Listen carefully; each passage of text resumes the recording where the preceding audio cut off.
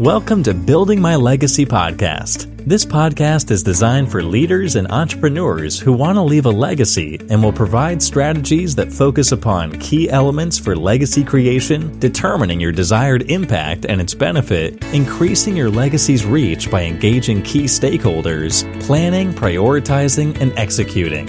Here's your host, Dr. Lois Sonstegard. Hello, everybody. I'm here today with Vince Palko talking about building your legacy. Vince is somebody that I met at ClickFunnels. ClickFunnels is a wonderful digital marketing company that has taught me virtually everything I know about digital marketing. And Vince was fascinating. He had an exhibition within it, but was also called out during the conference because he had done some really unique things that the owner and the leader of the ClickFunnels group had used. And I looked at that and I was fascinated because I'm very much in tune to, is it the right brain, the left brain? How do we use the whole brain together? And I could see how Vince was using this to really trigger our ability to use the full brain. And so I'm going to just pause there right now, let Vince introduce himself, tell his story as to how he got started, and then we'll talk a little bit about what is it that Vince does with AdTunes and what can it do for us as we develop our careers and also our legacy. So Vince, it's yours. Well, I want to first start and thank you so much for allowing me to be on with you and share with your amazing audience kind of what we do here and what we're all about and kind of our different twists on things. And I love that intro. You know, it really is blending the right with the left brain because everyone gathers information differently. And, you know, we feel that the learning sticks easier when you add that right brain, that visual element. And we've got data upon data that, you know, speaks to that in marketing, in education for employees, and just in general when you're kind of working one-on-one with people. So, again, thanks so much for being on, and fire away with the first question or what you would like to know. What I'd like everybody to know is how do you get started doing AdTunes, cartoons, drawings to really trigger that message? But what got you moving in that direction? It's so amazingly unusual. It's a great question. A question that a lot of people ask me. I remember being as a student athlete at Bowling Green State University, the big football star, and all the media would want to know, well, you're an artist and a football player. I just don't get this. But if we're to go way, way back, I had a mother as an art teacher and who taught me everything I know. And I had a father in sales. He was doing HVAC sales and different elements in that niche. So they created this hybrid of someone who is really engaged with art. But then my dad would take me on these sales calls when I was in college, and I would sit in on their lunches, and he probably had me there to brag about it as my son who plays football. But I was a student of both of those environments and themes. Being a student of the game with art, being a student watching, observing my father, and it wasn't pushy sales. It was just developing relationships. And when I look back, and then see where I've come, they both have influenced me tremendously. So they created this hybrid kid who, loves sales, loves art, and loves design, loves cartoons. And so I was working with a company probably in 1998 that specialized in visual learning for companies. And they would hire these artists to draw these amazing visual races of cars and boats and things of that nature. And so I worked there for a few years and then thought to myself, I have my own message and I want to share and help people with some of my ideas. And so I struck out on my own and went And I had a mentor at the time named Matt Fury, and he and I teamed up to create what is the very first cartoon ad since the Charles Atlas ads. And if your audience might be familiar with that, that's, I think, how, guy's on the beach, he's getting sand kicked in his face, and he's a wimpy guy, and he comes back and he uses the Charles Atlas system to get stronger, and he gets humiliated in front of his girlfriend on the beach, but then he comes back and defeats, the guy picking on him. And that was, I don't know, 40s or 50s.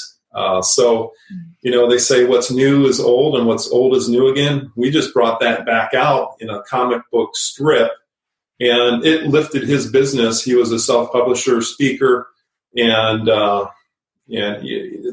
main idea, the main intent of that, behind all that, is just to be different, right? To go against the grain of what most people are doing traditionally, to stand out and to kind of build your following. And so that's kind of where I started. Business was great for a while, and then business tanked. And this was like around 2008, 2009. And it went through a really challenging period in my life where I was going through a divorce. I had all these kids. I'm trying to kind of build this business, and the business is failing. And I've got the weight of the world on my back, and I don't know what to do. And I'm an idea guy, and I'm down to my last idea. And essentially, I went to a client who I had done work with before to build just cartoon headers on the top of websites and things of that nature. I said, Mike, we can visualize your whole 15-minute sales presentation. He's like, what are you talking about? Like cartoons in a PowerPoint? I'm like, no, we can draw out every scene.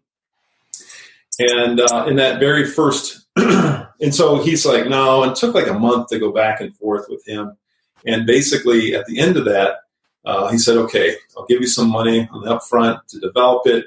And it won't be what you're asking for, Vince, but if you beat my control, he had an A-B split test. So the A test, or the A control, was PowerPoint presentation with narration, just text sliding in and out, and versus the ad tune. He said, if you beat my control by 10%, I'll give you a large chunk of change. If you beat it by 20, I'll double it. Wow. So, that's motivating. Yeah.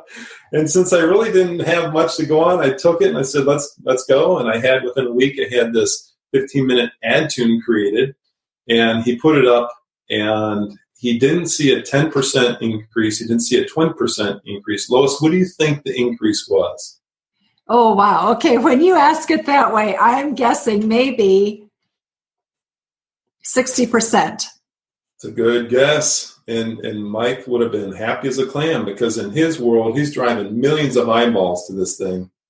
He just moves the needle a little bit, and he's loving life.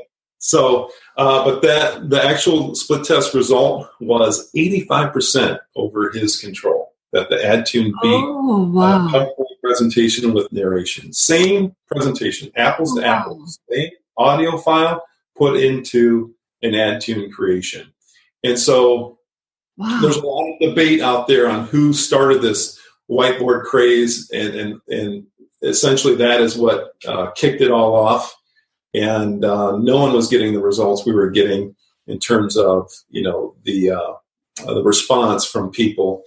And so a little bit more to the story, he did some tweaking and testing to it, and he saw another 268% bump. So we 353% increased his sales presentation, and the guy was making $1 million a month, and we tripled it just selling a $47 PDF.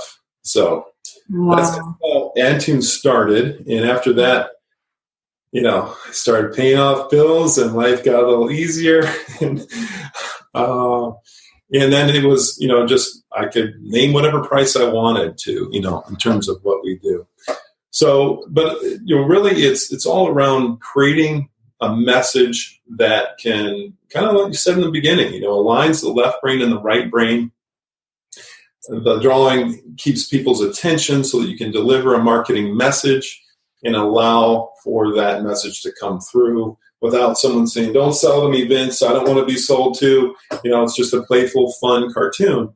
And you'd be amazed. So many people are like, well, Vince, my business is too serious. Yeah.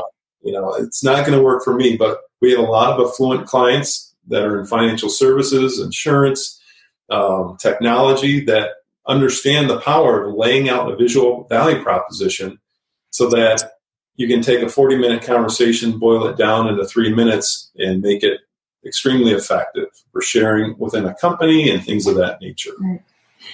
Vince, I want to go back to what you were saying just a few minutes ago with what you developed with a visual for one of your companies. And it's something that you've shared with me in terms of how to communicate.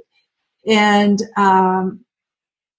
one of the things that I have realized when I work with global companies, for example, that language is a limiting component, because everybody tries to use English. That's sort of our staple datum in terms of language. The problem is some of us will have learned English in England or Australia or even in different regions of the U.S. And so our use of words varies. And what people go away from meetings sometimes differs in terms of their understanding.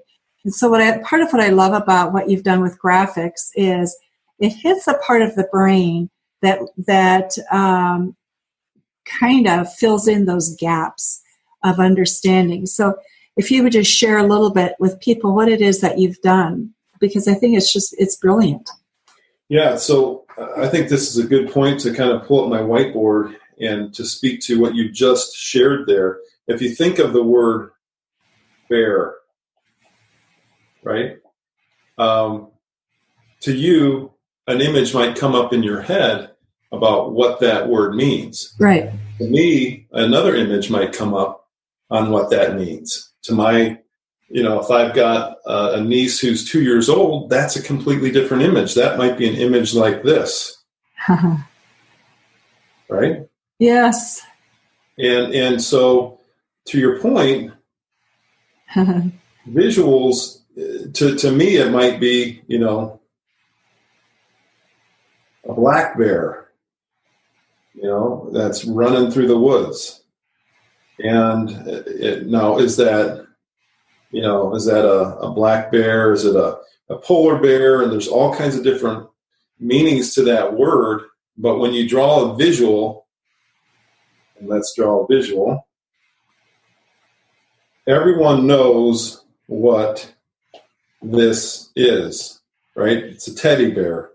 And so the beautiful part about the visual language that supports the written word is we've had clients from all over the world and translated to many different languages. And the foundation is kind of that visual canvas that we can share the message, and then they just drop in different languages.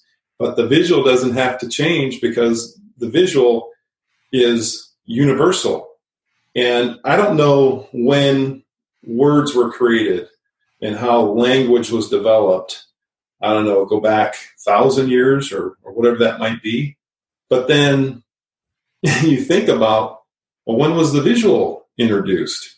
We can go back past ancient hieroglyphics, yes, go to cave paintings. 50,000 years ago, okay? They're drawing in caves little, icons and arrows of, hey, this is how we hunt bear. We go down here, we have spear, and we, chase bear. And so that's the fascinating thing, is that visuals have been around forever. But very interesting question and very interesting point. I hope I answered that. And how we do that in marketing is, obviously, well, we develop the script, we develop that story, we develop whatever message we're trying to convey, and then we have very talented artists that go in and just read the paragraph and illustrate it. So can I just interrupt you there for a moment? Because I think when I first started looking at working with you and developing a comic to tell our story about team performance, how do you create team performance? Mm-hmm. what makes me hesitant, or I think a person hesitant, is it seems overwhelming. Where do you start in this process? And the beautiful part was, all I had to do was to explain to you what I wanted or needed, the basic idea, the basic concepts, and you were able to take it from there. So would you explain to people what that process is? Because it was so simple. From my perspective, so simple. Well, thank you. Yes. So essentially, we start with a questionnaire that we send to our client to kind of get in line, kind of the story and the target audience we want to, go after. No one knows your business better than you. And then what I like to say in a very humbling way, no one knows how to put one of these things better than we do, because we've been doing it forever. Mm-hmm. And so it's really that combination working together to get the nugget of the kernel of the idea of what we want to get across. And then let's have fun, brainstorm what that story could be. So we all hop on a call. We call them kickoff copy calls. And this can be for a whiteboard animation. It can be for a business comic. It's pretty much the same. And we talk and have fun and say, we could have this character, we could develop that. And, from there, we let the writer go away and craft the script and tell the story. And then essentially we send that story to the client for approval. And they have changes and polishes that they want to make. And we make those. We don't start anything until, each milestone is really dialed in and the client's loving it. And then from there, we'll go and we'll hand that script off to our talented Disney level, I like to call, artists that then take that message and visually begin building characters, begin building settings, begin building the villains and whatnot. And then we go back and we lay the script into a storyboard format, send it back to the client, and then have them approve that. Once we have that approved, then we start inking, final ink of the storyboard. Or, if we're building out a video for a whiteboard, we then take that and illustrate it in an actual, with a camera above, the artist below, drawing out every scene. And then we take that back to the computer, merge it up with the audio file from our voice talent, and create a video, or continue building the comic and coloring that in, and adding graphics and things of that nature. And then we put that into a format, a layout, and essentially get that to our client. Now, in your case, we did both. We built a comic, and then we created a Marvel type of comic. It was fabulous. Mike, the little ones in my life love it. and thank you. And then from there, we built out that really fun, engaging video that told that story, brought it to life. I even have a cameo in there for one of the voices. That's kind of the whole process from, soup to nuts, as we say.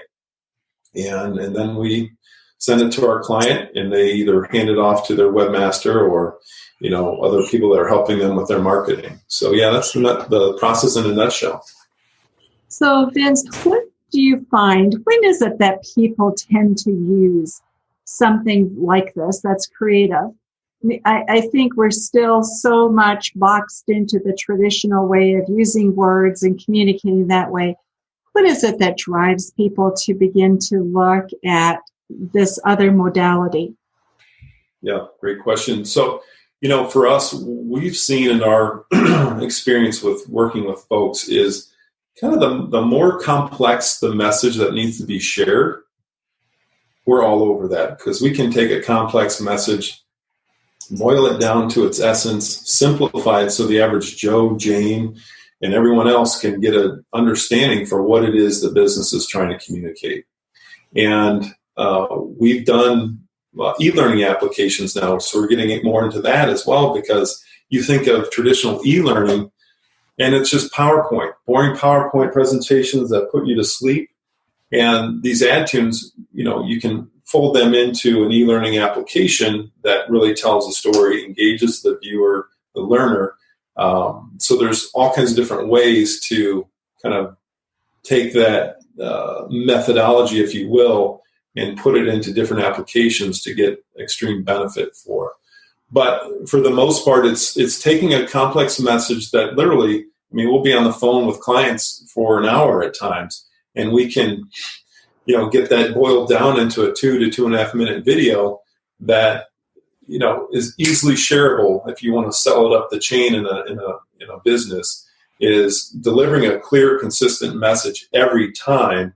If let's say you have a sales force and you have some junior folks in there, they're maybe not getting the sales message right every time, but this, is doing that for your company, and it's on the internet 24/7, 365 while you sleep and hang out with your family and do your own thing.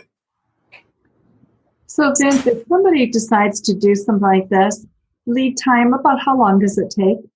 Yep. So depending on the application, if we're doing whiteboard video, it's 3 to 4 weeks. If it's building out a comic, then animating it, the comic usually takes 4 to 5 weeks, and then another 3 to 4 weeks to develop that into a video. So not so long. Not long at all. And, most people are like, oh, that's all it takes. I thought it'd take like 3 months. And there's some bigger companies that have to, shop it around internally more. That can fluctuate. But, if we're getting fast feedback along the way, we can knock it out. What do you love most about what you do? What do I love most? I love the ability to take my passion and use it as my profession, and to really help businesses communicate their messages and complex messages that maybe people don't really grasp or have to keep repeating, and just be a part of that process. But, there's two camps out there, right? One is you can follow your passion and make it your profession. And there's others that believe that you can't, that you have to go kind of find a hungry market, give them what they want. And, I love that about what we've done here at AdTunes, and super talented team behind me, but we were the pioneers in the beginning. Like, that's why I wrote the book, The Art of Selling Using Cartoons, is I had to educate people on why you'd want to use a silly cartoon in your marketing and in your communications. And now, there's several other competitors out there, which I love, because you always have to adjust and navigate the waters. But it's really being able to take my first love. Like, I grew up loving sports and loving art, and here I am after all these years still doing art and design. And so that's really, really what I enjoy about this. And the business is small enough where I can stamp every project that comes over my desk. I could have taken it and made it a big sweatshop, but I really love just being tied to every project to make sure it's getting my seal of approval that I have and had since 2005 when I started. So you've also started doing something a little bit new with coaching, your drawing coaching programs. You want to talk a little bit about that and what that involves? Sure. So this is an interesting thing. When I look back on the progression, the timeline of AdTunes, before I was doing AdTunes, I was coaching people, doctors, web guys, lawyers who had an interest in drawing, to then develop just real simple graphics, and then we developed those into AdTunes. And then after that, I was like, I could be doing this myself and doing it professionally. And it's kind of circled back around. We had a Doodle Palooza day here at AdTunes where we brought in 10 little kids, from 7 to 14, and we showed them, you can make a living doing what you love. And so we had them doodling and things of that nature. And I've also started Creative Genius Academy with my mentor, Matt Fury. And it's a 30-day program where we'll teach you how to kind of draw, doodle, and get more comfortable with that, because one thing I notice when I'm selling technology, when I'm communicating with people what I do, it would go over their heads a lot. And when I would, go to make the final close, they would say, okay, now, what am I getting again? and I have to go back through the whole thing, the whole presentation. But I found that if I do this, if I create, and Lois will know this as the stack, but as soon as I started doing, okay, you'll get a 2.5-minute video. Tied to that, you'll also get a 50-second highlight trailer, same content, just shorter. And then if we'll also take that script and build out a ebook that is a 10 to 14-page ebook. And oh, by the way, after every completed scene is done, we'll take screen caps of that so you can use that on social media. And Lois, as soon as I started doing this, people got it. And I'm not drawing anything fancy, but I'm laying out exactly what I'm giving them. And the close got super easy. I don't know the data on it, but this is what I use now, in my sales presentations. And so, so when you think of business, when you think of communicating, and if you're in the camp of you're always selling someone or persuading someone to adapt an idea, the visual is so huge. And most people have this idea, well, Vince, I can't even draw a straight line. And I spoke, Lois, to my middle daughter's kindergarten class about, 10 years or 12 years ago. And I said, who in this room is an artist? And before I said teased an artist, every hand shot up, Lois. And if you were to come back a few years later, there'd be less in the class holding their hand up. Come back a few years later after that, probably 1 or 2 raise their hand. Why is that? It's because someone told them along the way you're not good enough. Or maybe I compared myself to Sally over here, and Sally's so good, I stink as an artist. But the reality is we're all born creative souls that know how to draw, know how to get in finger paint, know how to spread mashed potatoes around and make little designs in there. And so the idea with this is to help business owners, just people in business, be able to communicate a lot more effectively with drawing and doodling and sharing with people.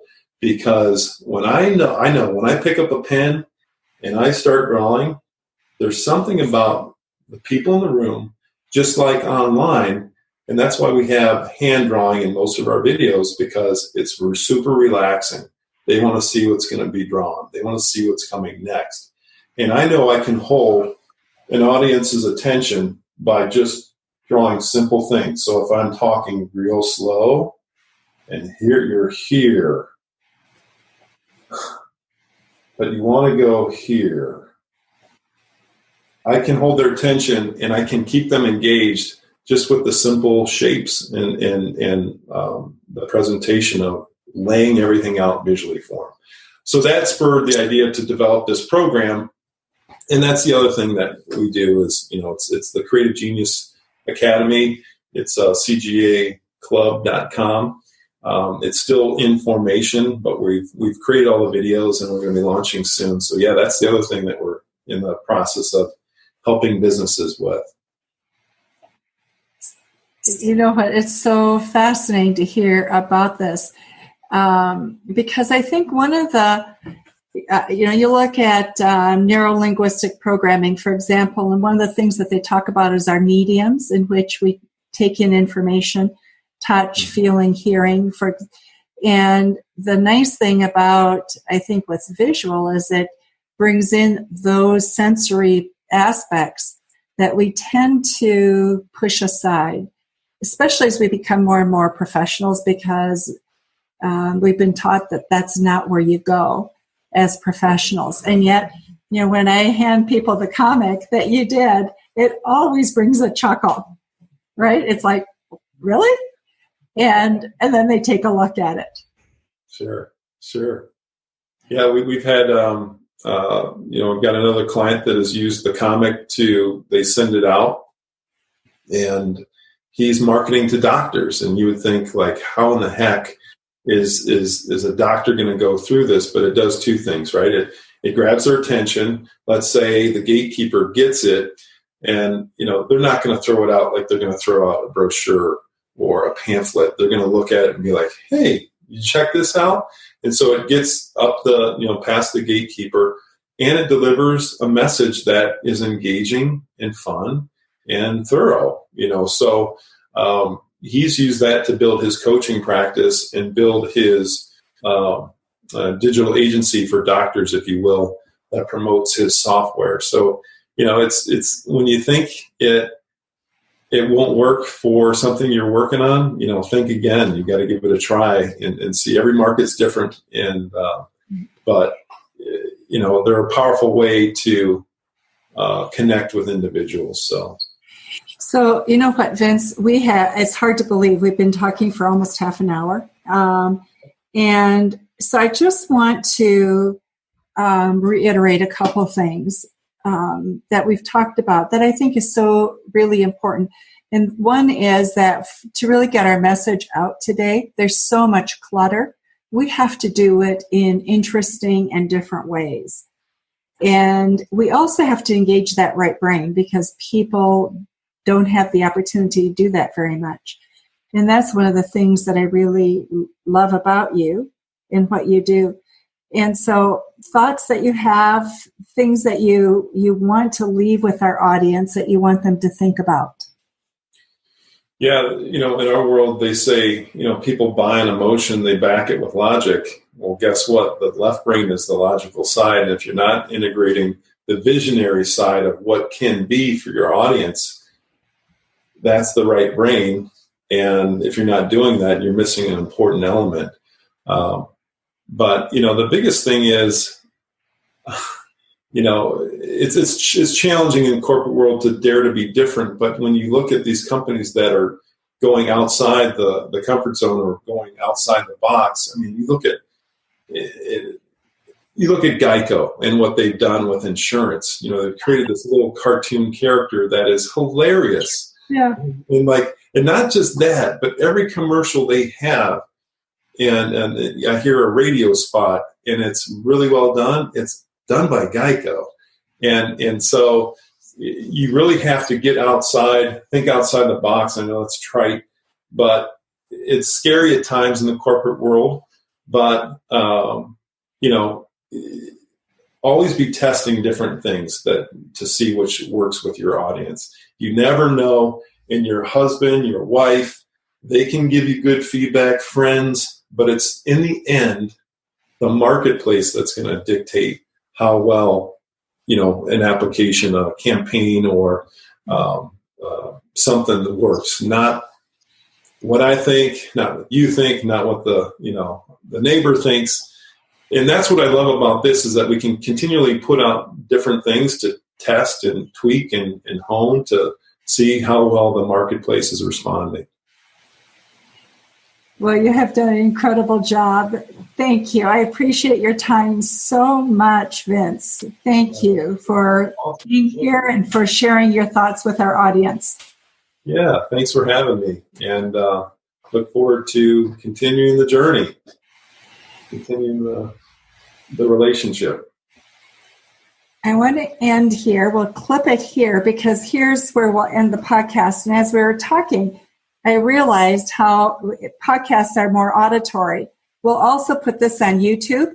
And so if you don't mind just holding on for a few extra moments, maybe another 10 minutes, what I'd like to do is to splice in a piece for YouTube and what you've done with advertising, looking at the pharmaceutical and some of the drawing. I didn't, as we were talking, I thought we can't get into it because if they're listening, they can't see. So, but on YouTube they can. So if you'd like to talk about that, I'd love to make that opportunity for you. Yeah. Can you also splice in a way to have them reach me or contact me? No, we'll just splice it in. We'll do it right now. Okay. Perfect. We got all set up, so it's just as easy to do it now. Perfect. Ready? Yep. So I'll start with the question, and then you can go from there. Okay. So Vince, one of the things that you have shared, and you've shown me, because I'm always looking at ways that I can explain to people what I do. I have so many moving parts with what I do. And you've done some fascinating work explaining for companies that have moving parts, many moving parts, to help get their message out. Would you share some of that, please? Sure. So one of the companies that I was a part of way back in my early development was a company that developed learning tools for Fortune 500 companies. And it wasn't until recently that we started getting back into that niche as well. But doing it in a way where we're focused on the healthcare audience. And we did a lot of work with Florida Hospital, Hartford Healthcare, Brigham in Utah. Brigham Women's Health. I think that's on the East Coast as well. Massachusetts, I believe, isn't it? Yeah. And so there's all this focus around the patient experience and because reimbursements now are dependent on how well a hospital's doing. If your scores are poor, they're really not going to reimburse you like they did before. And so it's really good in that, they're rewarding hospitals based on how well they're doing. Right. So we teamed up with Press Ganey. If you're in the healthcare field, you understand who Press Ganey is. They develop these surveys. So if I won't say me, if my neighbor breaks his arm and goes to the hospital, comes back in a few days, he'll receive a survey. How well was the care? How clean was the facility? And he'll fill that out and send it in. Right. And essentially, they didn't have, Press Ganey would get all this data back, but not, tell a hospital you're 20% to goal. And the hospital will come back and say, well, okay, great. Now what? And so Press Ganey, until they met me and our company, Visual Guides, Inc., they didn't have a way to improve those scores. So we developed these learning tools called Visual Guides, and essentially it walks learners from a hospital, from a big company, through a process where there's dialogue questions asked, there's a facilitator, there's little card decks that convey information of why we need to change our focus to be more patient-focused and focus on the experience of the patient. And so this was done. Just to be clear, this is information for the hospital to use with their employees. Correct. Okay. Yep. Internal applications. And this is a real simplified version of this that we did for Astellas, which was a pharmaceutical company. And you may think, what do they care about the patient experience? Everyone's going there, and they're cutting edge, putting this system, this program together to even get their pharmaceutical company thinking of the patient. So if you start in the lower left, everyone is siloed, and everyone's doing their own job. And how do I impact patient experience? I'm in accounting. And essentially, there's through the conversation, through the dialogue, we all get on one ship. We're going in the same direction. We have the strategy, which is making a difference for patients in the three areas they want to focus on there, kind of driving them to this future state. And then we've got barriers and obstacles that they have to face. Well, I don't have any time. I'm not given enough staff. And so they talk about those things with 8 to 10 people around a table, sharing experiences. And it's through that shared learning that they get aha moments going off saying, okay, we want to be on the leading edge. We want to have everyone focused on the patient. And so that leads them to this future world, and where, we're working with hospitals, we're working with patients, payers, and all these different people are our clients. And we want to be, essentially working with them in a way that helps their lives and their business. So, in a nutshell, that's the methodology behind, again, using a visual to create, to communicate and to drive learning. And that's the Visual Guide Inc. Business that we also have here as well. So Vince, what's been the response rate? How did the needle get moved for the hospital as a result of this process? Yeah, that's a great question. And, it's more anecdotal in terms of, when you think of this visual learning, there's data that I can develop. It was first done at Cleveland Clinic, and I can supply data. I can't find it right now, but the needle did move once they rolled this out.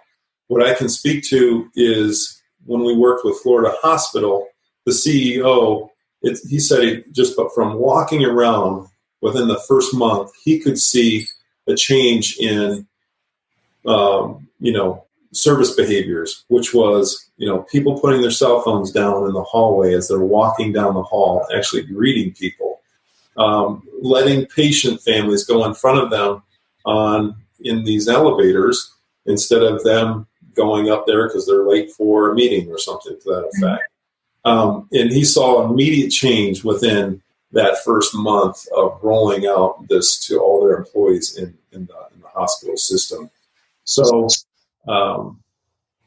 it's super, super fun to be a part of and create, and to be a part of like letting our artwork help serve patients. That's another wonderful thing that, an outcome for us that we really, really are passionate about is helping patients and improve their experience. So Vince, when you have something like this, hospitals are very complex organizations. They've got so many different leaders in a sense and constituencies. How did you go about, what was the process that you used in developing this to get the appropriate constituencies involved?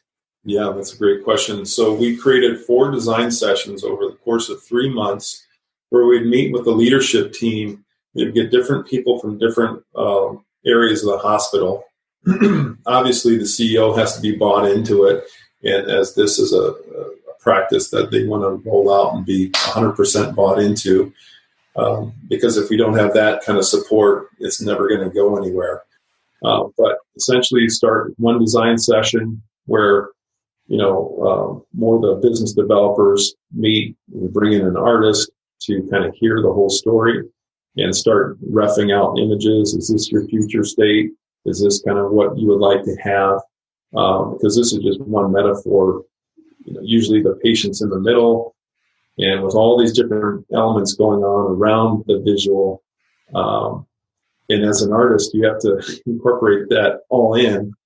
And then we just start testing it. We start getting, groups, nurses, physicians, people that, are in cleaning. And essentially we just start testing with different people from different areas and units. And we sit them around the table and walk them through a test. And some information resonates, some doesn't. And so we'll erase out different parts, change it. And so it's very iterative over 3 months. Then we go to the next design session, fill the group in on what happened in that first test, make any modifications, still gathering data at that point to really bring the thing together. And then over the course of 3 months, at the end of that, we'll do a train the trainer, and then they're essentially on their own to roll it out. But it's very time consuming and but worth it in the end when you get everyone on the same page. It's fascinating to me, and your ability to in 1 month have people begin to change behavior, that's pretty amazing. Yeah. Especially in hospitals where you have so many people. So I think that you've really discovered something here that could be incredibly useful, but it's great for organizations, large organizations, because communication is fundamentally difficult. And if it's global, it's even more difficult because you have culture and language as an additional component. Yes, without a doubt. And I was trying to pull up another sample, and I don't know if this one has it, but essentially, there's data points that share with the audience, the learners around the table, why people choose us. Why do they choose the ED, emergency department? Why do they choose this area? And we'll lay down cards to show them, is it cleanliness? Is it physicians? Is it, and 9 times out of 10, they'll get it wrong. And so they throw their assumptions on the table of why they think people choose us. And the reality is it's a whole different set of reasons why they choose us. So there's a lot of learning and a lot of aha moments going on as to why we need to change and why we need to readjust our organization. So, but yes, very fun and very effective too. Just to those reasons you laid out. So you also use this as a sales tool for so when you have complex kinds of pieces, being able to use it to tell your story as a sales tool, which is great. Yes. And let me pull up one more. Let's see if I can find it. There it is. Yes. So this was an application that we did for a client who essentially has marketing to doctors. He has a software, kind of like ClickFunnels, if your audience is a little remotely familiar with what ClickFunnels does. It helps people get leads into their software. So many of those leads become prospects. Out of those prospects, so many of those become appointments. Out of those appointments, so many consults happen. And then we close so many of those people out of the consult. And what the software does is it essentially keeps track of how many leads you're getting, how many qualified, and what the sales were. And on top of that, we'll airdrop a team in here to help with the reviews and help with other things in the business to make sure it's digitally sound. And essentially, a junior salesperson, senior salesperson can walk a prospect through this application and get a sense for the high-level, broad strokes of what the software can do. And I know this firsthand because I was at a trade show presenting this, not to get doctors interested in it, just to let people know we have the service. And I had 3 or 4 doctors saying, okay, let me know what the service is. And right then and there, it clicked like, oh, a guy who doesn't really know what is going on with this can sell this. And so I put those doctors in touch with my client in terms of getting more information on the service. But in terms of like getting someone excited at a 30,000 foot view to understand, and most people, like when you think about explaining to them what software can do for your business, it just goes right over their head. I don't know if you would agree with that or not. Right. But it has a way of grounding everyone in, okay, leads sliding in on slides from these different sources. You can create a metaphor that really connects with people. And so we're simplifying it so that they gain understanding quicker. Vince, it is so fascinating to see all these pieces and the work that you have done. And I feel like we could go on and on and on forever. So one of the things that I would like to do, if people would like to have follow-up and continue to learn a little bit more, please let us know, contact us. There's information below where you can do that. And we will get in touch with Vince so that you have a way of connecting with him. Incredible service that we've used, and I know that you will also benefit from at least having some discussions with Vince. Vince, thank you so much. You are just so talented, and I have enjoyed so much your work. So thank you for what your contribution is to all of us. Thank you. Thanks for having me on. And you're a wonderful person with a great business, and happy to be along with you on the journey. So thank you. You've been listening to Building My Legacy podcast with Dr. Lois Sonstagard. To book your appointment with Dr. Sonstegard, visit www.buildtomorrow.com.